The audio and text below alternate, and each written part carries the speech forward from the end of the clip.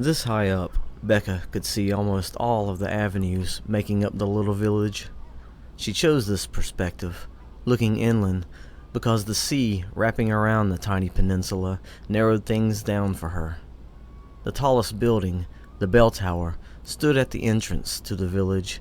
Beside it, a single road gave cars access, but many had chosen to park on the other side of the main route, running along the rest of the coastline.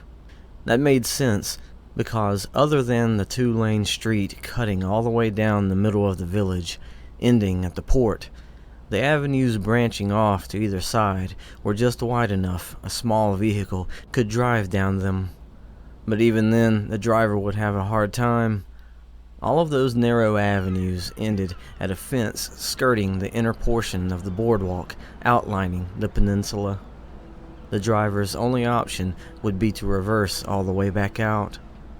With all the small signs standing just outside the entrances of their assigned businesses, the edges of the awnings hanging low, and the assortment of wind chimes dangling from them, this offshoot from the mainland was made for foot traffic.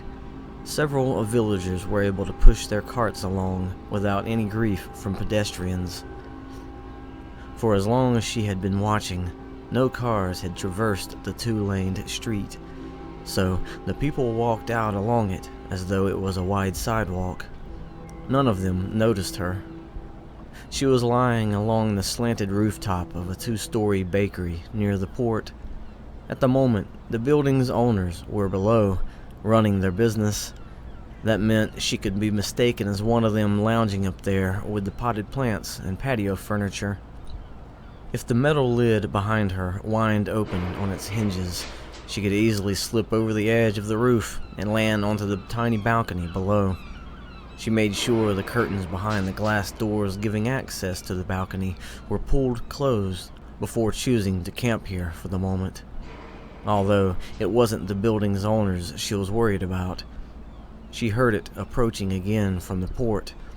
Since she was lying on her side, a tablet positioned next to her with some random social media site scrolling along its screen, she'd once more be mistaken as unimportant. Her light blue bikini top, a pair of running shorts hugging her hips, her sandals kept near her feet.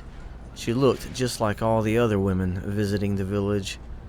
To further blend in, she let the top of her shorts slide down just enough to expose the strap of her bikini bottom, although she didn't really appreciate that suggestion. The lenses of the sunshades she wore were double-layered. Several times now, the drone had passed over, never bothering to do a deep scan on her.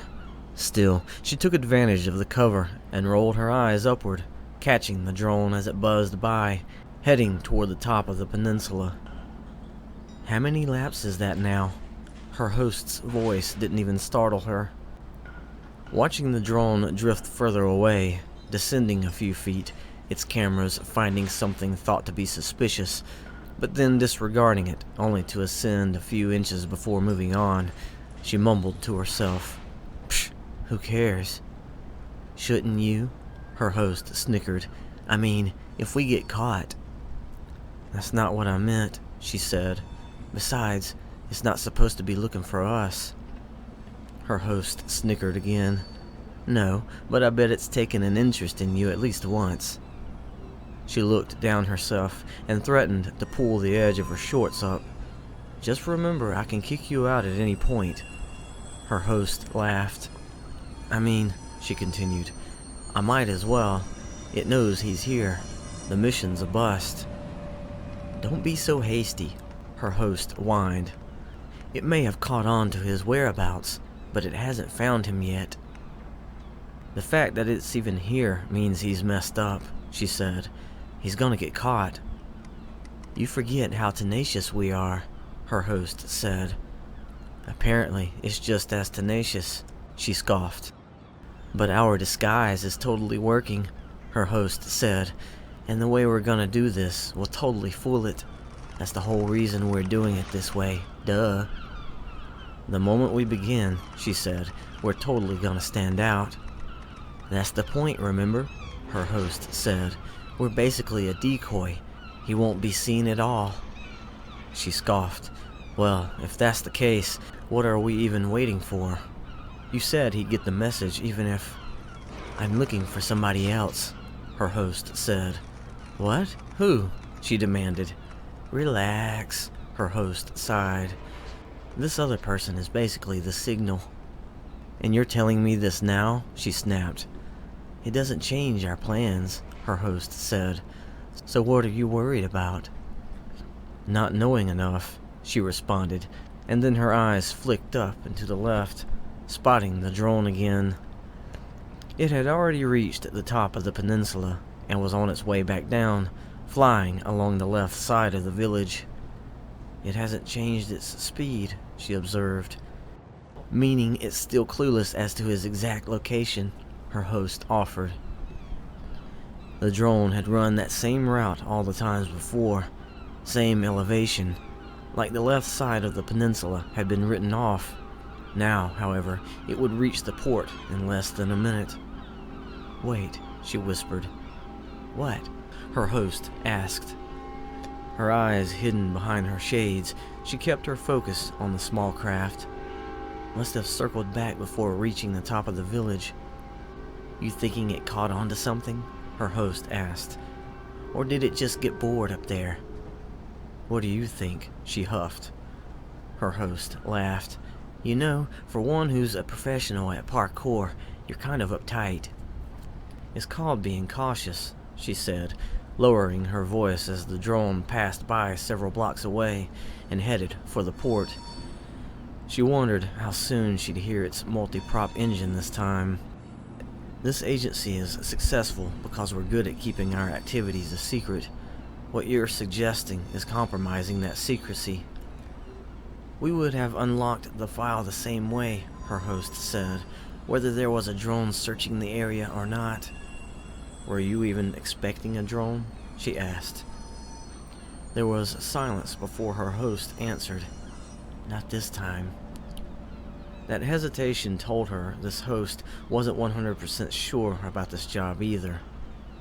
He's trapped here, she said, and we're gonna go through with this anyway, huh? Oh, don't worry, her host said. He'll be invisible the whole time. If that's true, then how'd the drone get here? She asked. Cue the sound of that familiar buzz coming up behind her. She considered the amount of time that passed and wondered if it had slowed down over the port. Either it did, or it hadn't written that area off just yet. Even her host was silent as the craft passed by again. She looked toward the right side of the peninsula, studying the drone's position. Nothing different. Was it acting more like a deterrent for their contact, making him believe it was too risky to abort the mission altogether, making him wait until the authorities arrived? With such a small area for them to comb through, it would only be a matter of time, which meant her host had better get a move on with the plan. What does this human-shaped signal look like? She asked. Impatient, huh? Her host replied. If we don't do anything soon, we really will have to call this whole thing off, she said. Her host's sigh filled her head. All right, get us down to ground level and head for that open area over there. Her right arm shot from its resting position near the tablet and swept a little to the left and down. Her fingers curled inward, except for her index finger. When her appendage came to a stop, she looked to where it was pointing. Along the right side of the two-laned street, and a few blocks up from this bakery, the rooftops of several structures had neglected a square-shaped area. From her perspective, Becca could see the shops and food stands along the upper section of the space below. What she thought was ironic was that there were a few triangular canopies cutting across that space from the second floors of the surrounding buildings. Why there? She asked.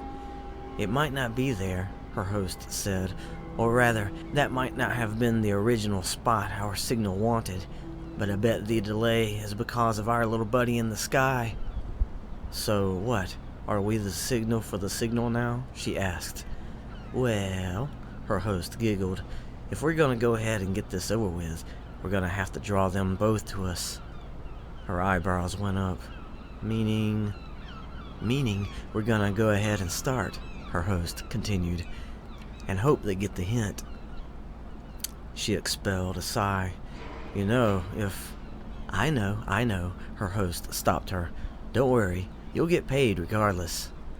She shook her head, taking control of her arm to gesture a shrug. Okay, let's get this over with. I'm counting on you, her host cheered. Right, she grumbled, pushing herself upright and then getting to her feet. She didn't bother grabbing the sandals. They weren't hers anyway, just given to her as part of the disguise. None of this getup was her style.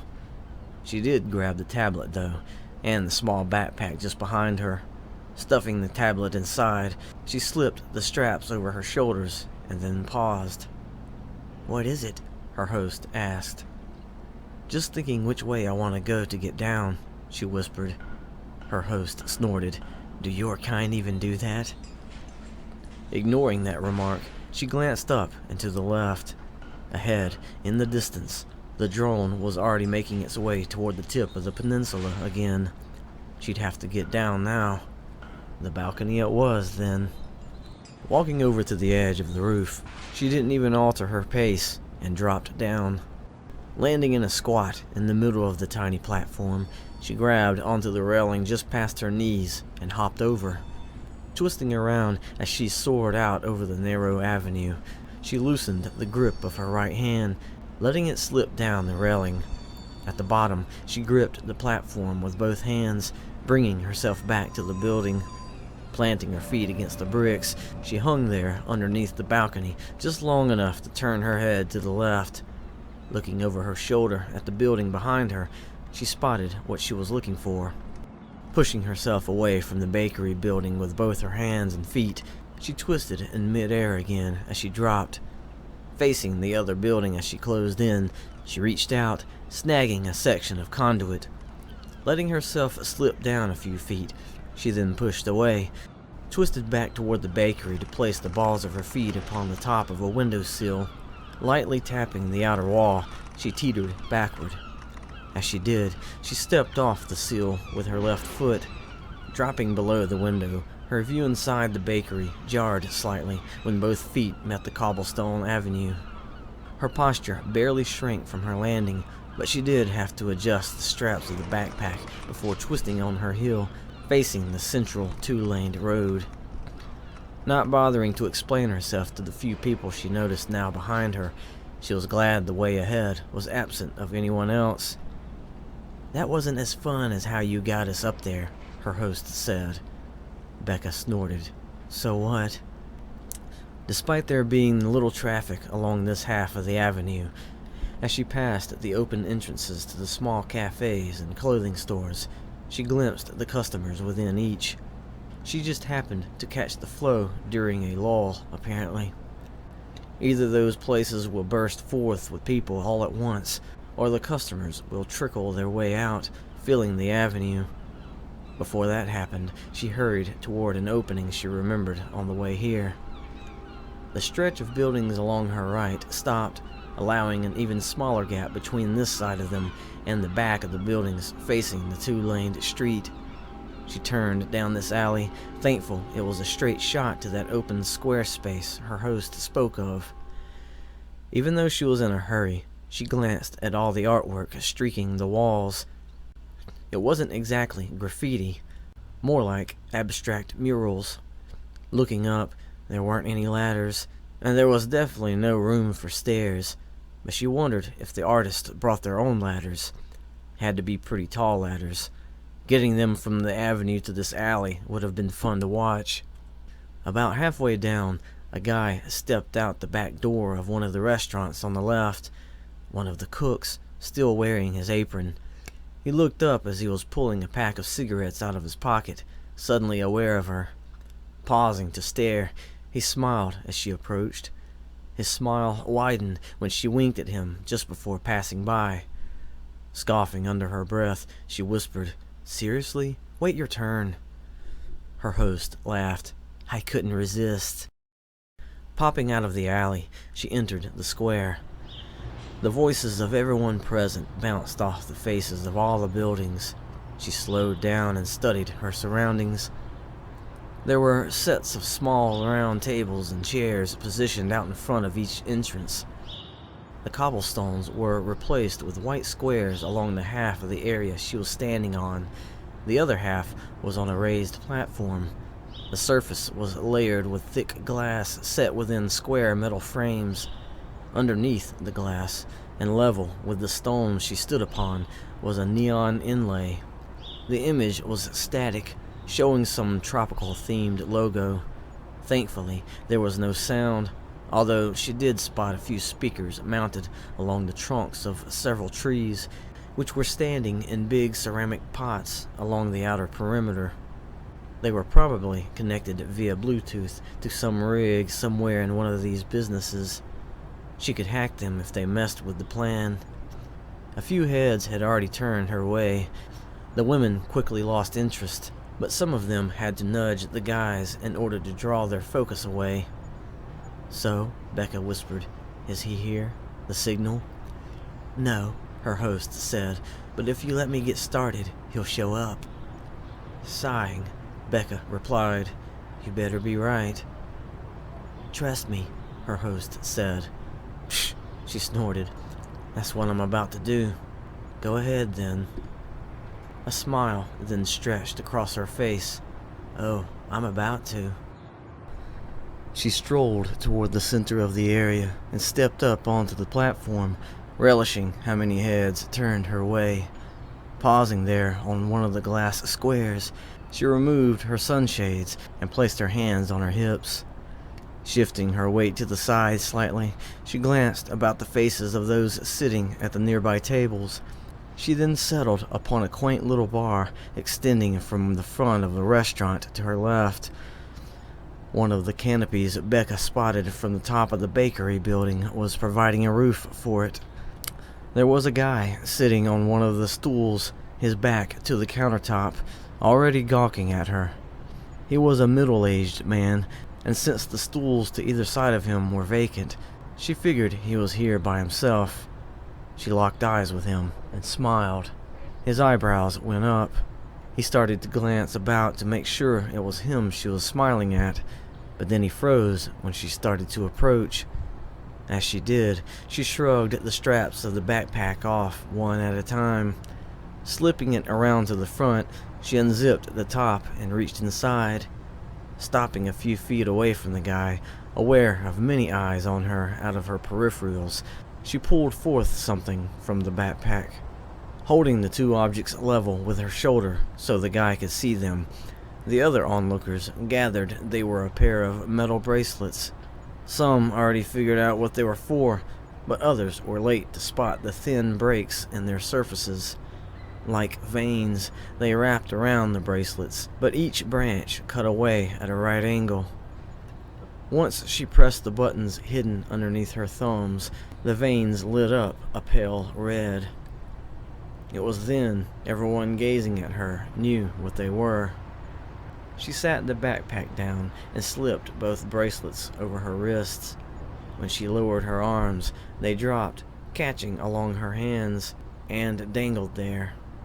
She stooped down and reached into the backpack again.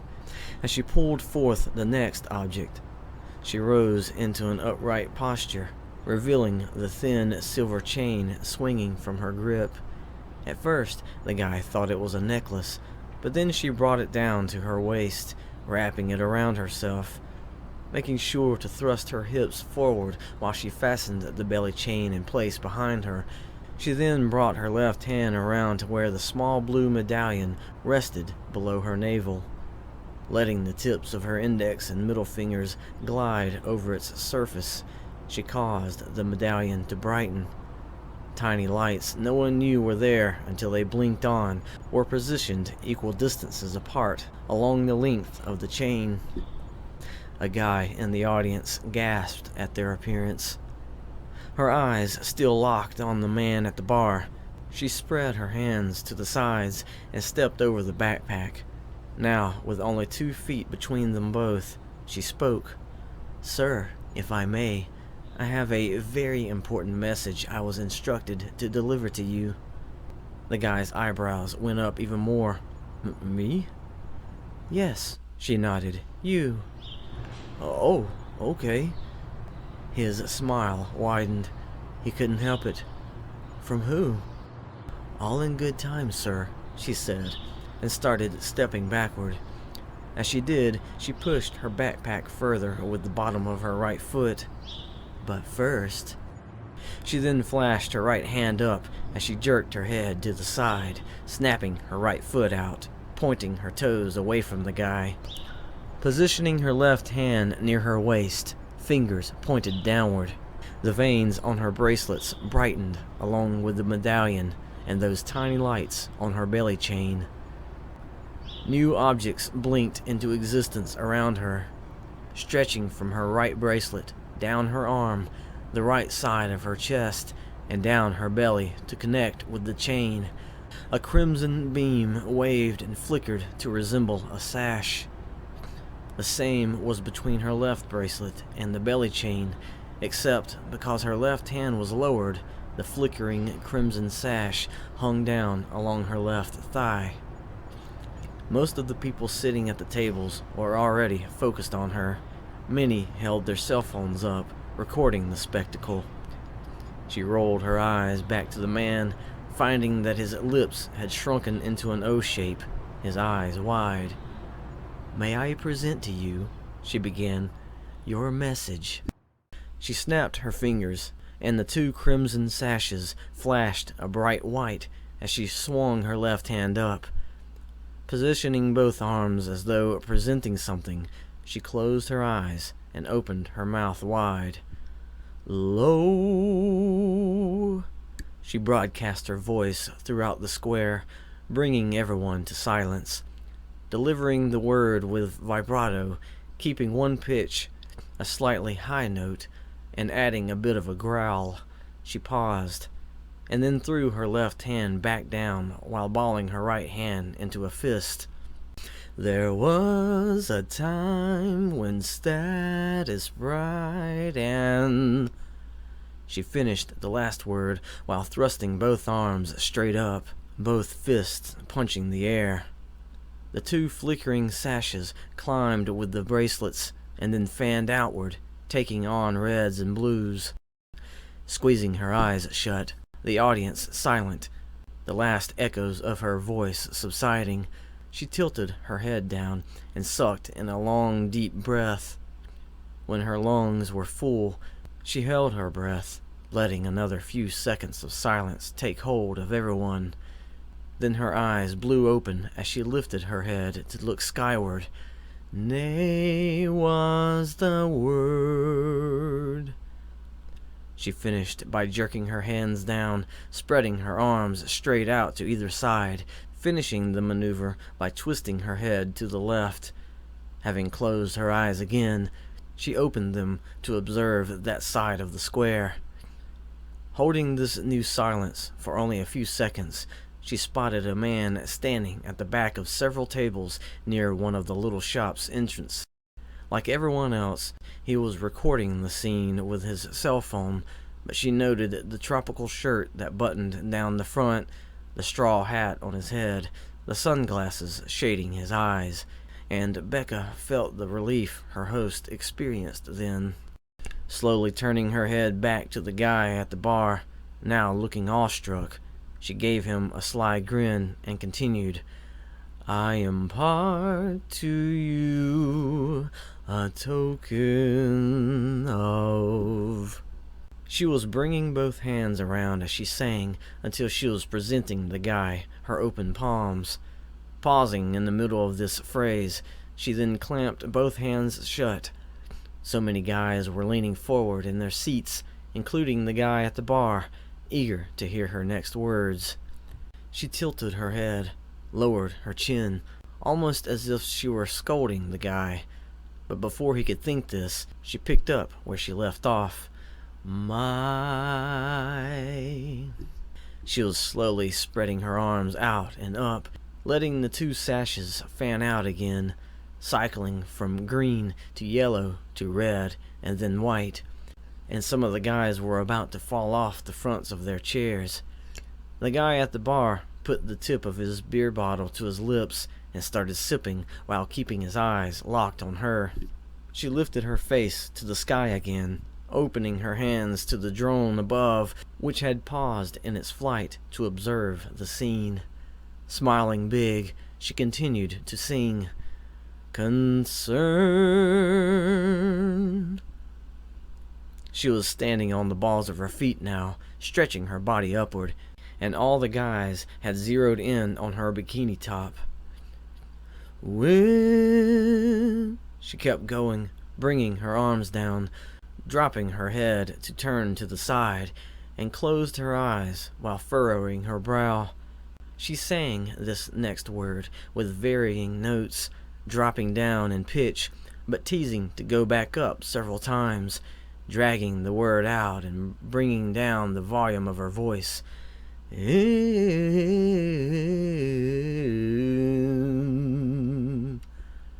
She picked up her left foot, pointing her toes downward, and let their tips glide across the glass platform as she approached the guy at the bar.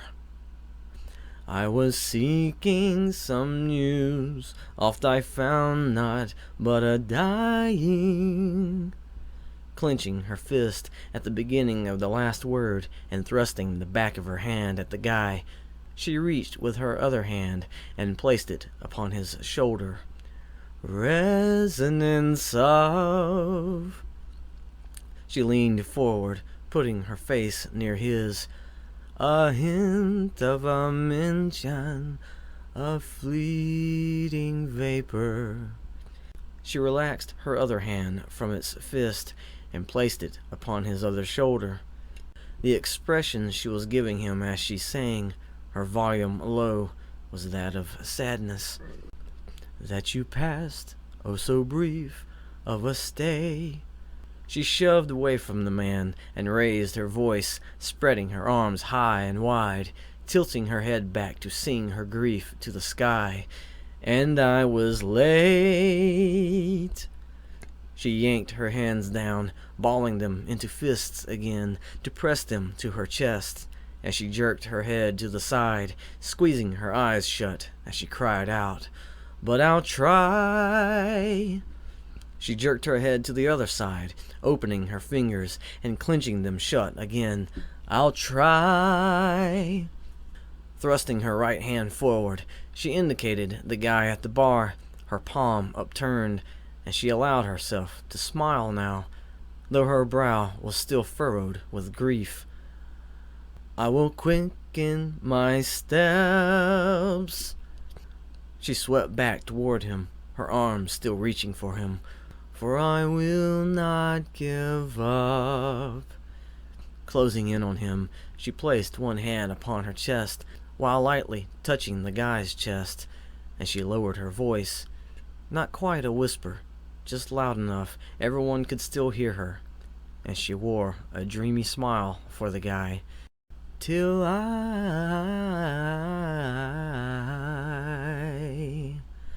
She took in a quick breath, clenching her teeth at the end to create a slight hiss, mimicking a sound like weeping, and she thought she heard some of the guys in the audience moan for her. "See?" She nudged the guy's chest with her index finger. "You?" She nudged him once more. "Again." She closed in and wrapped her arms around the guy's neck, giving him a warm hug. The moans from all the men erupted as the guy blushed, glancing about, his hands hovering near her, wondering if it was okay to reciprocate her gesture. He heard her sigh against his ear, and he froze. She pulled away, and when seeing the look on his face, she started giggling. Backing up, she clapped her hands together, positioned them out in front, and then went into a bow. Coming back up, she spread her arms in presentation, giving the guy a great big smile. Everyone in the square applauded and hollered. She paid them no mind. She just smiled at the guy at the bar, who was still blushing. When she approached him, he stuttered when he asked, So that was from me?" "That's right, sir," she said. "Oh," he whispered, his face still red. "But from who, though?" She shrugged. "I wasn't given a name." Touching her finger to her chin, she rolled her eyes up in thought, bore her teeth with a smile, and rolled her eyes back to him. "Let's just say," she pointed at him with the same finger, "you, sir, have a secret admirer." "Woo!" Several members of the audience cheered at the revelation. The guy was smiling ear to ear, his face beet red, and he was chuckling. "Oh, really?" She nodded. "That's right. So, you better be on the lookout. It seems like she will find you." Again, the audience roared at the next revelation. Their cell phones were still up, recording every second. She started to back away, wiggling her fingers in a little wave. "Goodbye now." The guy slid to the edge of the stool, reaching for her. "Wait, did she give you the message like that, or—" "Oh," she began as she was pulling the bracelets off. "No, sir. She just approached me for my service." "Service?" he asked. "Yes, sir," she said, and unfastened the chain from around her waist. "I'm a singing telegram." His mouth hung open slightly as he considered her answer. "A singing—" Tilting his head, he regarded her. "Those are still a thing?" Dropping the chain into the backpack, she zipped it up and lifted it from the glass platform. "You just saw for yourself." She winked at him and then spun on her heel. Facing opposite him, she slipped the backpack on and started for the corner of the square she arrived at before. Along the way, customers were applauding and cheering as they followed her with their cell phones. She purposefully glanced to the right, acted as though to accept their adoration with a big smile, but she found the spot where the guy with the tropical shirt had stood by that shop entrance. He wasn't there anymore. Mission accomplished. As soon as she stepped into that narrow alley, she said, "Okay, I'm done." Her happy expression relaxed, and her upright posture slouched a bit. Her pace slowed as well. "So," her host began, "what did you think?" Listening to the aftermath of what her host stirred up in the square, she asked, "Did those lyrics even mean anything? Sounded like nothing more than a generic love letter." "Not at all," her host giggled. "But it wasn't about what I was saying. Only a select number of words were important." "Uh-huh," Becca said, walking past the doorway still open to where the cook had appeared earlier. He wasn't there now. "But more important were the different pitches I delivered," her host added. "You mean the notes you sang?" she asked. "Yeah, not every one of them, but they had to arrive in a certain sequence," her host explained. "Some were placeholders, while others turned the keys in a strand of locks in a file on my contact's laptop." Becca snickered. "You mean all that going up and down stuff you were doing?" "You guessed it," her host cheered. Stepping out onto that avenue, she looked to the left, seeing several people occupying the space now. Turning in that direction, she muttered to herself, "So the holograms, was that just a show, or—" "Oh, no," her host answered. "That was part of it, too. Our signal guy, when it looked like he was recording everything on his cell phone like everyone else, he was using a program that caught visual triggers in my lights and fed them to our contact's laptop." "Interesting," she said, walking among the customers who had exited the shops and cafes to either side. "So they were working in unison to unlock whatever file the contact had." "Cool, huh?" her host peeped. "How far away was the contact?" she asked. "I mean, how do you know everything went the way it was supposed to?" "Oh, he was around," her host said. "Otherwise, our signal wouldn't have bothered." Becca was nearing the fence at the end of the avenue. There was a gate in the middle, which would give her access to the boardwalk. "Ah," she said, pushing the gate open. so he was confirmation also. Stepping out onto the wooden platform, she squinted into the breeze coming off the sea. There were gulls laughing somewhere overhead, and she thought about using them as an excuse to search the sky for the drone. She hadn't heard its buzzing props yet. "I'll get confirmation at some point in the near future," her host said as she crossed the width of the platform, approaching the edge where a pier extended out over the water. "But don't worry, like I said, you'll get paid. In fact, the transfer of funds should be happening right now. Want to check?" "Nah," she said, passing up several small boats on either side of the pier. Nearing the end, she stepped along the right edge. Another boat, smaller than the others, bobbed with the calm waves. Before she arrived, the man sitting near the motor in the back lowered his book and lifted his hand in greeting. Then he stood up and met her at the edge of the pier. He took her hand as she stepped down into the boat. She sat down at the front, facing away from the boardwalk. The man pulled the rope from the pier and tossed it into the bottom of the boat. Then he sat down near the motor again and cranked it. "You're not gonna pull me out already, are you?" her host asked. She snorted and brought her backpack around to sit it in her lap. Pulling the tablet out, she woke the screen and started touching through menus. The boat backed away from the pier and then headed away from the boardwalk. Riding out to sea, it angled her so that she was facing the peninsula again. Looking up from her tablet, she let her gaze linger. Her lips stretched when she spotted a black dot flying over the port and heading back toward the mainland.